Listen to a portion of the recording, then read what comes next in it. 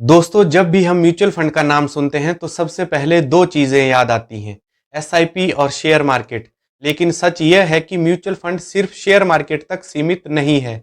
अगर आप share market का रिस्क नहीं लेना चाहते, फिर भी एफडी से बेहतर रिटर्न चाहते हैं, तो डेट म्यूचुअल फंड्स आपके लिए एक शानदार रास्ता हो सकते हैं। अब सवाल यह है कि एफडी और डेट फंड में से कौन सा आपके लिए स्मार्टर और ज्यादा फ्लेक्सिबल ऑप्शन है।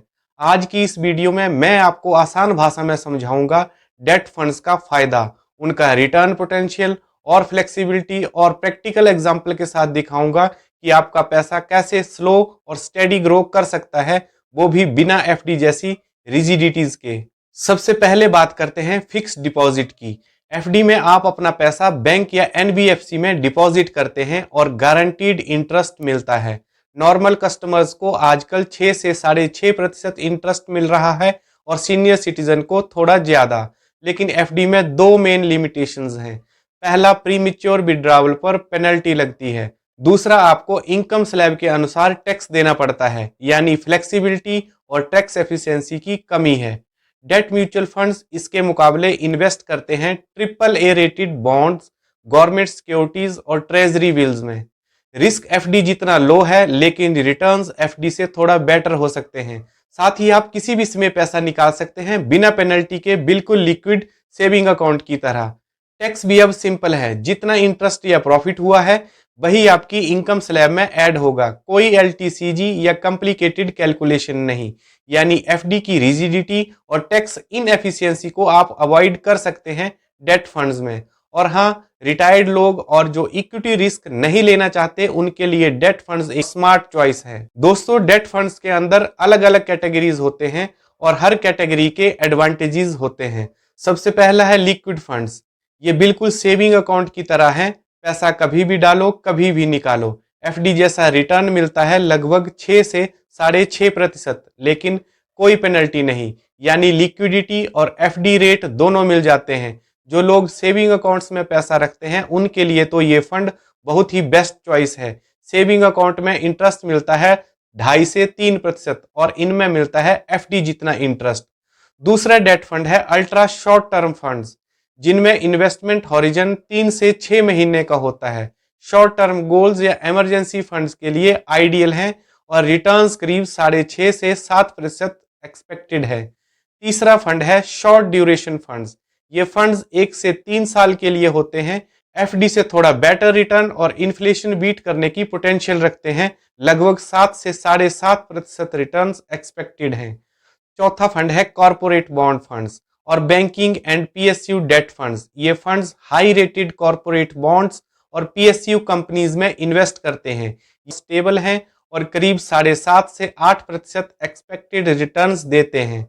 लास्ट और पांचवा फंड है गिल्ट फंड्स।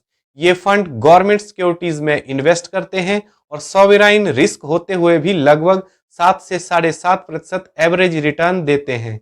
इन सभी डेट फंड्स का कॉमन पॉइंट यह है कि डेट फंड्स फ्लेक्सिबल हैं, स्लाइटली बेटर रिटर्न्स देते हैं और टैक्स अब इनकम स्लैब के हिसाब से सिंपल है। यही कारण है कि स्मार्ट इन्वेस्टर्स एफडी के मुकाबले डेट फंड्स ज्यादा प्रेफर कर रहे हैं। चलो एक सिंपल एग्जांपल देखते हैं। मान लीजिए आप 5 लाख रुपया इन्वेस्ट करते हैं।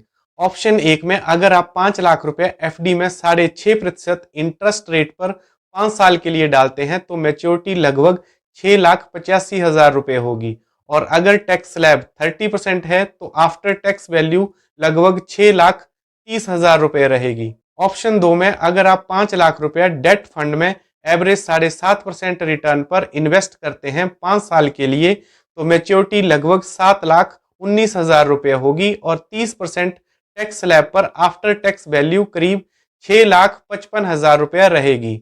डिफरेंस साफ है, रिस्क एफडी जितना लो है, लेकिन debt fund slightly higher return देता है। प्लस फ्लेक्सिबिलिटी, जीरो पेनल्टी और लिक्विडिटी भी है, यानी कि same risk but better value. तो दोस्तों, अब क्लियर कि क्यों डेट फंड स्मार्टर चॉइस हैं। डेट फंड पैसा किसी भी समय निकालने की फ्लेक्सिबिलिटी देते हैं, जबकि एफडी में पेनल्टी लगती है। शॉर्ट, मीडियम और लॉन्ग टर्म गोल्स के लिए अलग अलग डेट फंड्स अवेलेबल हैं। रिटर्न्स एफडी के स्लाइटली हायर होते हैं और इन्फ्लेशन से ऊपर रिटर्न देने का पोटेंशियल रखते हैं। टैक्स भी सिंपल है, इनकम स्लैब के अनुसार टैक्स्ड होता है। लॉन्ग टर्म कैपिटल गेन या इंडेक्सेशन जैसी कॉम्प्लिकेटेड कैलकुलेशन नहीं होती। डेट फंड्स डाइवर्सिफिकेशन भी देते हैं। गवर्नमेंट सिक्योरिटीज, कॉरपोरेट बॉन्ड्स और पीएसयू बॉन्ड्स का मिक्सचर होता है, जिससे रिस्क कम और स्टेबिलिटी ज्यादा रहती है। तो अगर आपका गोल स्टेडी ग्रोथ है तो डेट म्यूचुअल फंड्स एफडी से बेटर सोल्यूशन है। तो कब कौन चुने? एब्सोल्यूट गारंटीड शॉर्ट टर्म यानी 1 से 2 साल के लिए या वेरी लो रिस्क चाहते हैं तो एफडी सही रहेगी। Medium to long term flexibility और इन्फ्लेशन बीटिंग रिटर्न्स चाहते हैं तो डेट फंड्स बेस्ट हैं। हाइब्रिड ऑप्शन यानी कि 50% एफडी और 50% डेट फंड कंजर्वेटिव इन्वेस्टर्स के लिए आइडियल हैं। तो दोस्तों अब आप समझ गए होंगे कि एफडी और डेट फंड्स में क्या डिफरेंस है और क्यों डेट फंड्स स्मार्टर चॉइस हो सकते हैं। आपका क्या ओपिनियन है, एफडी या डेट फंड्स? कमेंट में बताइए। अगर वीडियो हेल्पफुल लगी हो तो लाइक, शेयर और सब्सक्राइब करना मत भूलिए, ताकि ऐसे ही फाइनेंस नॉलेज वाले वीडियो आप मिस ना करें। मिलते हैं ऐसे ही किसी अगले फाइनेंस वीडियो में। तब तक जय हिंद, नमस्कार।